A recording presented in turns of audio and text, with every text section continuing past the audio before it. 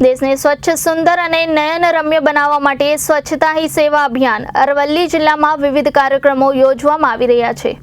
અરવલ્લી જિલ્લાના માલપુર ખાતે નાટક યોજી સ્વચ્છતા જાગૃતિનો પ્રયાસ કરાયો હતો। અરવલ્લી જિલ્લામાં વહીવટીતંત્ર દ્વારા સ્વચ્છતા માટે પ્રતિબદ્ધતા દર્શાવી રહ્યું છે અને આ અભિયાનમાં નાગરિકો પણ ઉત્સાહપૂર્વક જોડાઈ રહ્યા છે। સ્વચ્છતા હી સેવા 2024 અન્વયે સાંસ્કૃતિક કાર્યક્રમ અંતર્ગત માલપુર ખાતે નાટકનું આયોજન કરાયું હતું, જેમાં શાળાના વિદ્યાર્થીઓને મનોરંજનના માધ્યમથી સ્વચ્છતા અભિયાનમાં સહભાગી બનવા પ્રેરિત કરાયા હતા। રસ્તા પરથી પસાર થાય છે, ગામની ગલીઓમાં કચરો ફેંકે છે। હિનાબેન ગંદકીની પરવા કર્યા વગર કચરો ફેંકતા જાય છે। અરે હિનાબેન, તમે આ શું કરી રહ્યા છો? તમે કેમ ગામમાં ગંદકી ફેલાવો છો? આપણે ગામમાં ગંદકી ફેલાવી ના જોઈએ। હું શું કરી શકું?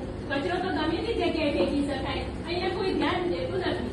અરે હિનાબેન, એવું ના હોય। આપણે ગામમાં ગંદકી ફેલાવાથી નવા રોગો ઉત્પન્ન થાય છે અને નવી ગંદકીઓ ફેલાય છે, લોકો બીમાર પડે છે। આવી રીતે રસ્તા પર કચરો ના ફેંકી શકાય। સાચી વાત છે તમારી, ગંદકી તો ફેલાય છે અને બીમારીનું કારણ પણ છે, કેમ કે રસ્તાઓ પર કોઈ થૂંકતા જાય છે, કોઈ પડીકો ખાઈને ફેંકતા જાય છે, પશુપાલકોના મળમૂત્ર બહાર કાઢે છે, તો એનાથી તો બીમારી તો આવવાની જ છે। તો આ બીમારીને અટકાવવા માટે આપણે કયા અભિયાનો, કયા પગલાઓ લેશું? અરે હિનાબેન, આપણે આ રોગો અટકાવવા માટે, બીમારી અટકાવવા માટે આપણે ગામના બાળ મંડળ અને શિક્ષકની મદદ લેશું અને તેના વડે આપણા ગામની આપણે સાફ સફાઈ રાખીશું। ચાલો આપણે શિક્ષકને મળવા જઈએ। ચાલો। ભૂમિબેન અને હિનાબેન બાકીના ગામવાળા બાળકો સાથે શાળાની આગળ જાય છે, જ્યાં શિક્ષકને તેમની રાહ જુએ છે। મેડમજી, આપણે આપણા ગામની સ્વચ્છતા માટે, સુંદરતા માટે, રોગો અટકાવવા માટે આપણે કયા પગલાં લેવા જોઈએ?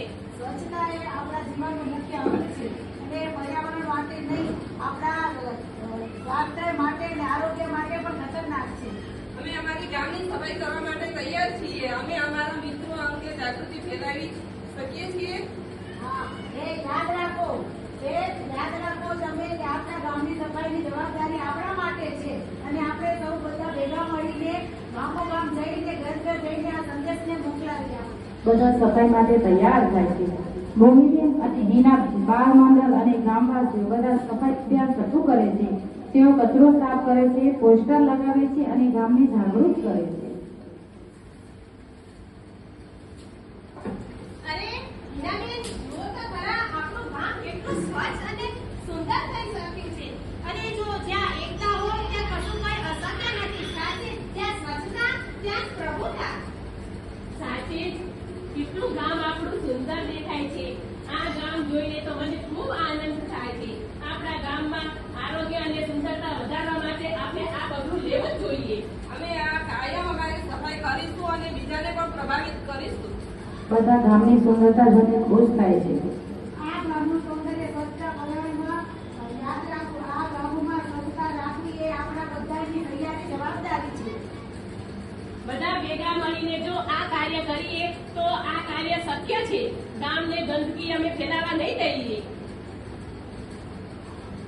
બધા ગામ લોકો હાથ ઊંચા કરીને સ્વચ્છતાની શપથ લે છે। નાટકનો અંત। સફાઈ એ જ સંસ્કાર છે। ગામને સ્વચ્છ અને સુંદર રાખવું એ આપણો ધ્યેય છે। મેસેજ: સ્વચ્છતા એ ફક્ત ફરજ નથી પણ જીવનનો લાગ છે, જીવનનો ભાગ છે। ચાલો આપણે સૌ ભેગા મળી ગામને સ્વચ્છ અને સુંદર રાખીએ અને સ્વસ્થ આવતીકાલ માટે તૈયાર થઈએ। ભારત માતા કી જય। રિપોર્ટર હિતેન્દ્ર સિંહ, જનાદેશ ન્યૂઝ, અરવલ્લી।